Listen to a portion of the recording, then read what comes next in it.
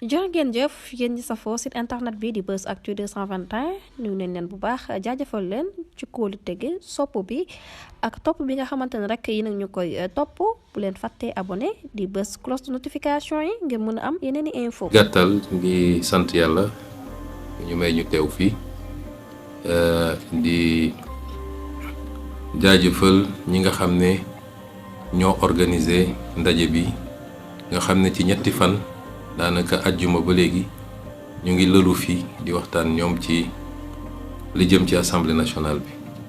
mooy suñu député yu bees yi nga xam ne ci coobare yàlla mu jaarale ko ci wotu sénégalais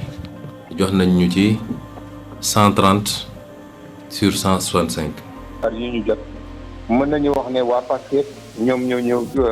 ci bopp bi am nañu lu tollook 92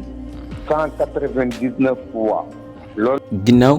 ba ñu bëri ci askanu Sénégal votelee Alhaji Bassirou Diomaye Diakhar Faye 24 mars 2024 jox ko à 54% ci élection yooyu le ginnaaw loolee ñu doon laaj li nga xam ne mooy majorité Assemblée nationale ginnaaw bi nga xam ne askan boobule wàññeekuwaat na ba joxat ko parti bii di Pastef kii di premier ministre di Ousmane Sonko génnoon di def déclaration ngir sant boobule askan. muy la am solo ñuy dellu di gërëm askanu Sénégal waaye dinaa ci dellu siwaat ndax dama doon xaar ba conseil constitutionnel génne résultat yi ma doog a def point de presse pour jaajëfal réew mi waaye surtout waxtaan ak ñoom ci li ñuy dëgmal ak fi ñu jëm waaye jàppoon nañ ni balaa sax ñuy dugg ci élection yi laa ne ay bu ñu duggee ci élection yi balaa sax résultat yi di génn la ñu jot a xayma ci li ñu war a am ci député il faut ñu yóbbu leen ñu dem ñu waxtaane li nga xam ne mooy assemblée nationale ndax ñu ci bëri ci ñoom ci 130 yi defe naa gën saa gudd une vingtaine ñoo nekkoon assemblée ñi ci des ñëpp député yu bees lañ. asalaamaaleykum monsieur le président maa ngi lay nuyu di nuyu ministre justice ak ñi mu àndal yëpp di leen jox sama respect di leen wax ndax xamee ngeen. nit ñi dee 86 personnes xaw ma 87 personnes bu ñu taxawee fii tey war nañoo wax lu gindi bopp sénégalais yi. ex président bu fi nekkoon ak ex député yi fi nekkoon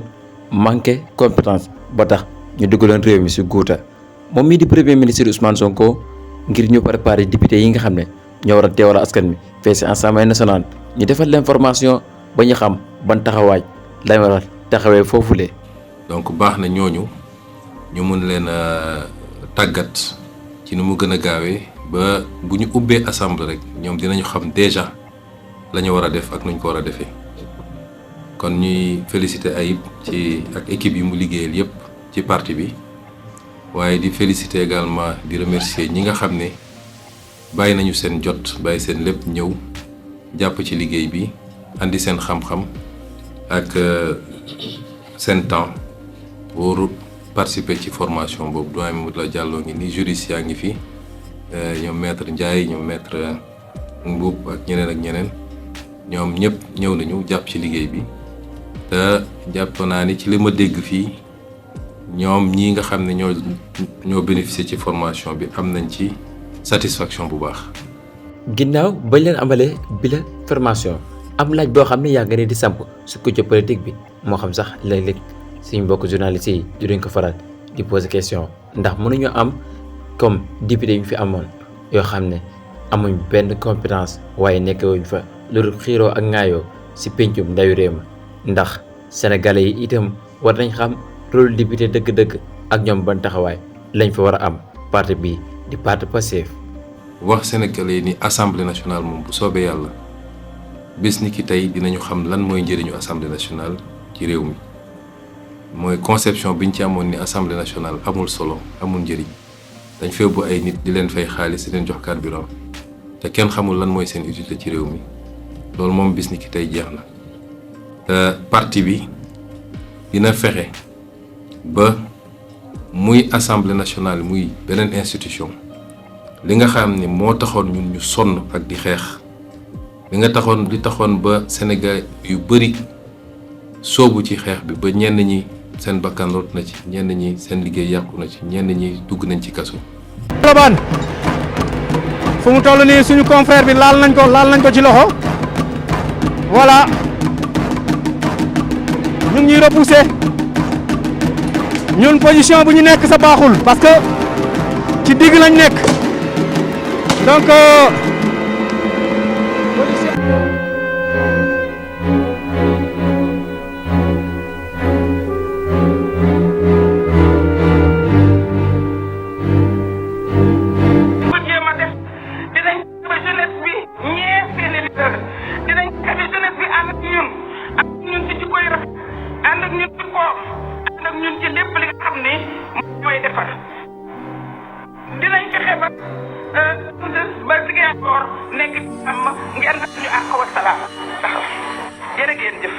saa su ne rek ci li ñuy def suba ba ngoon jot ci li ñu yàlla dénk na méngoog loolu parce que loolu rek mooy tax noonu rek la ñu mën a delloo njukkal ñooña loolu nag day doore ci assemblée nationale doore nañ ko ci pouvoir exécutif bi ñu koy rek léegi teg ko ci jubal ak jubbanti ci njiital président Bassirou Diomaye Faye waaye ñëpp xam nañ ni kuy gouverner soo yoree pouvoir exécutif tam soxla nga assemblée nationale sinon dina xaw a jafe kon loolu dañ koy wéyale ci assemblée nationale bi mooy député bu ne saa su ne na càmbar boppam digganteem ak boromam càmbar boppam digganteem ak projet bi càmbar boppam digganteem ak sénégalais yi ba xool ndax lañ ko bëgg a def loo méngoo na ak liy yoon wala déet doo ko def parce que neex na Ousmane Sonko loolu du cëru député dinañu am nag dynamique de groupe waaye fii la groupe bi mi ngi méngoog projet bi wasalaam bu ko nekkul député bu ne war na mën a ni lii gisewu ma ko noonu parce que gëwma ni luy defar la dafay yàq mais surtout ñu dundal assemblée bi assemblée boo xam ne lay jóge ci loi jóge ci exécutif ñëw moo ëpp téeméeri junni yoon li nga xam ne mooy jóge ci député yi loolu firnde la yenn saa yi ni assemblée bi liggéeyut te assemblée bi it dafa war a dimbale nguur gi bu dee ñoo bokk parti politique assemblée dafa war a dimbale nguur gi mooy lépp loo xam ne cër gu ñu jox assemblée la mun a def ay questions écrites ay questions d'actualité pour leeral ay yenn mbir yi pour soññaat yenn kilifa yi muy ministre muy directeur général muy premier ministre loolu assemblée da ko war a def doon rôle boo xam ne rôle bu permanent la tekkiwul da nga bëgg a yoole ki nga bokkal parti waaye loolu moo tax ñu yóbbu la assemblée nationale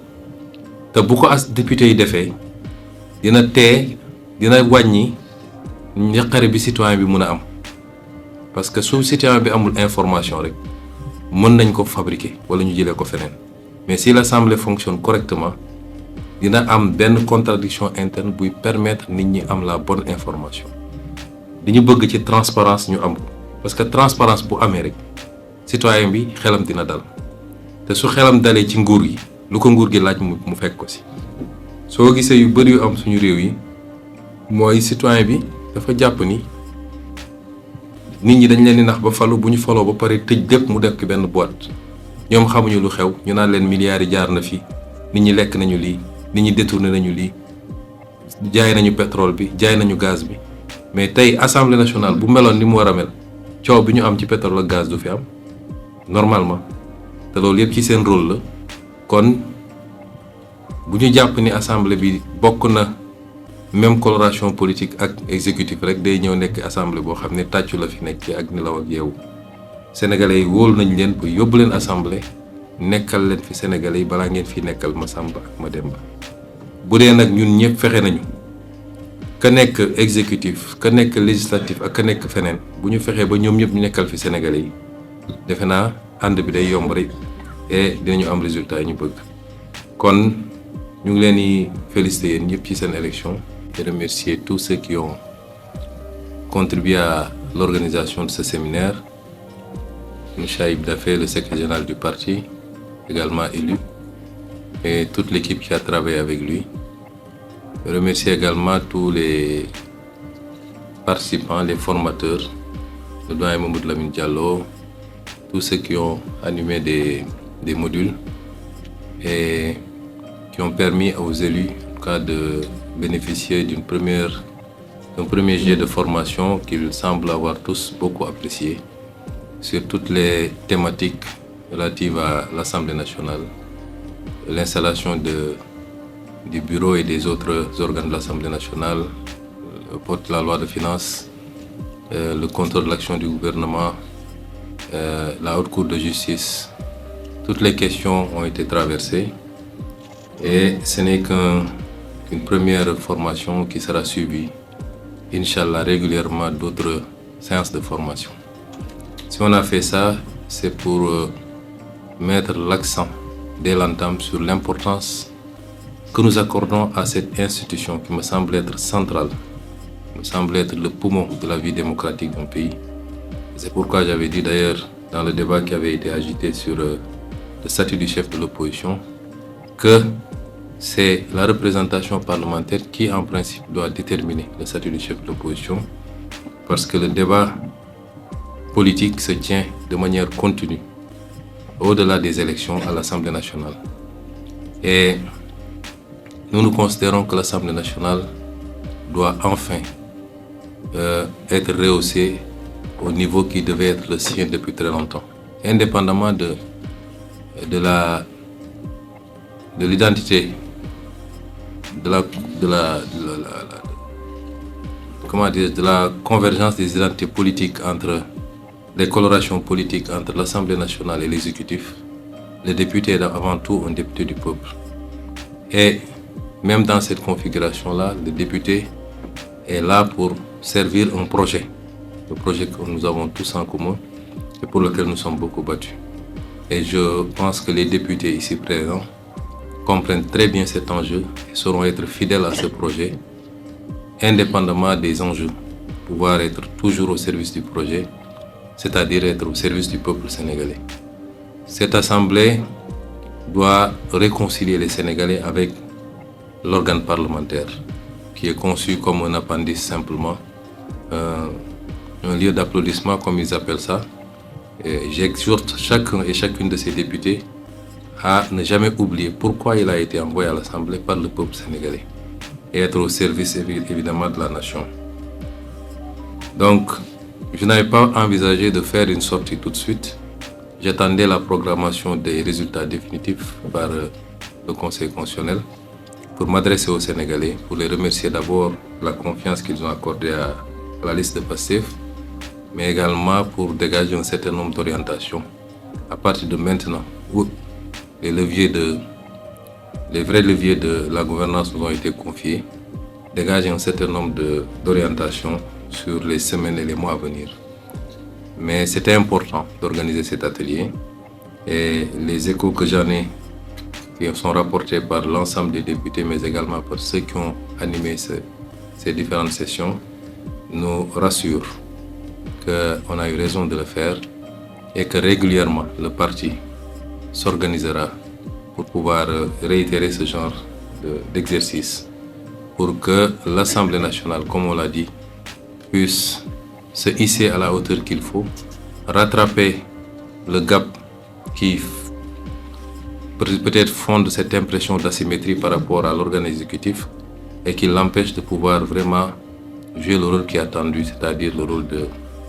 contre-pouvoir quand il le faut, mais le rôle d'accompagnement surtout dans la formalisation, l'exécution des politiques publiques par le vote de la loi, toutes les lois, loi de finances, loi ordinaire, mais également par un certain nombre de mesures d'accompagnement. Voilà ce que je voulais dire, je ne vais pas être très long. Je souhaite à chacun et chacune des députés ici présents un bon retour chez lui et surtout beaucoup de courage parce que vu la configuration des choses, il faut s'attendre à une accélération dès l'installation de l'Assemblée nationale pour pouvoir voter la loi de finances initiale avant le 31 décembre